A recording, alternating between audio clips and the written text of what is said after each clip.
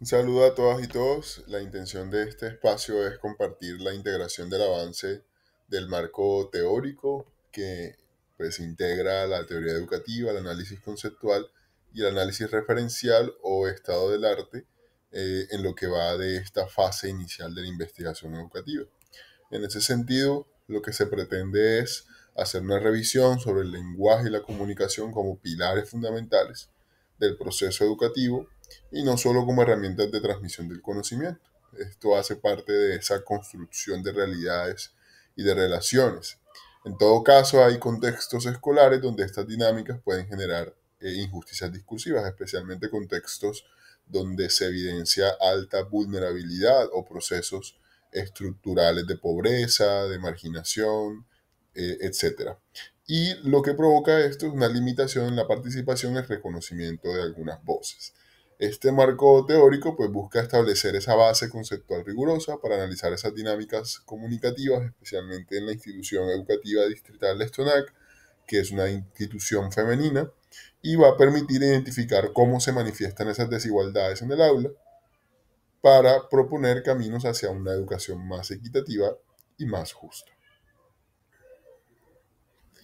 Ahora bien, el método para mapear conceptualmente este análisis desde lo teórico y desde lo referencial se plantea este método de mapeo conceptual, pues que organiza este estudio en tres niveles que están interconectados. Partimos de conceptos centrales para luego desglosarlos en categorías, autores y sus relaciones. En primera instancia, el nivel uno en la teoría educativa, todos los fundamentos pedagógicos y críticos, especialmente de la teoría crítica y de la pedagogía del oprimido de Freire.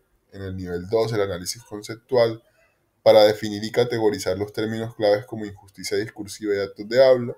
Y en una parte 3 de este ejercicio, el nivel del análisis referencial para explorar los estados de arte a nivel internacional, nacional y local.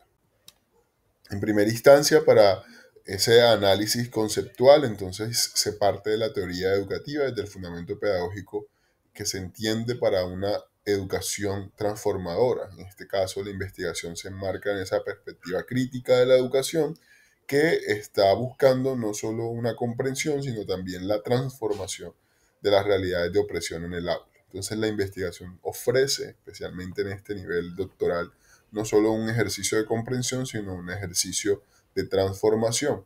Los autores que tienen esta visión son especialmente Freire, quien plantea la educación dialógica, la pedagogía del oprimido, para precisamente a partir del diálogo eh, hacer ese ejercicio de superación de opresiones. Y luego está Sara Ahmed, quien analiza los discursos institucionales y cómo estos construyen o desmantelan la inclusión y la diversidad. Señala la necesidad de reconocer políticas afectivas del lenguaje en la escuela. Es algo que vamos a detallar con amplitud en este marco teórico. Por otro lado, una de las primeras categorías o la categoría principal tiene que ver con las condiciones de legitimidad de los actos de habla. En ese caso, aquí los autores que están citados son Austin, quien diferencia entre actos locutivos, es decir, aquellas cosas que se dicen, los ilocutivos, aquellos actos de habla que tienen intención, y los perlocutivos, aquellos actos de habla que producen efectos. La eficacia de un acto de habla pues va a depender del contexto y la autoridad del hablante. John Searle introduce las reglas constitutivas y regulativas que rigen el uso del lenguaje. Enfatizan las convenciones necesarias para que un acto de habla sea válido. Entonces, los actos de habla como primera categoría. Y principalmente, Rebecca Kukla desarrolla la idea de que la injusticia discursiva surge cuando las normas sociales o institucionales impiden que ciertos actos de habla sean reconocidos como legítimos o válidos. Personas que por sus condiciones o por su pertenencia a grupos sociales no pueden emitir actos de habla con la misma fuerza, eh, ¿sí? Con la misma fuerza ilocutiva, es decir, de intención, porque son distorsionados los mensajes precisamente por su pertenencia a esos grupos. Seguidamente tenemos la injusticia discursiva en contextos escolares, todo el concepto de injusticia, especialmente desde lo epistemológico, y por eso iniciamos con Fricker, quien introduce la injusticia epistémica dividida en la testimonial y la hermenéutica. Luego Judith Butler con la performatividad del lenguaje, que crea y refuerza normas que pueden llevar a la exclusión. Cameron con el concepto de higiene verbal resalta el control sobre el discurso y la estigmatización de ciertas formas de habla. Y por supuesto la teoría del discurso de Van Dyck, quien analiza las relaciones entre el discurso y el poder, demostrando cómo el acceso desigual a estructuras discursivas perpetúa jerarquías y dominación.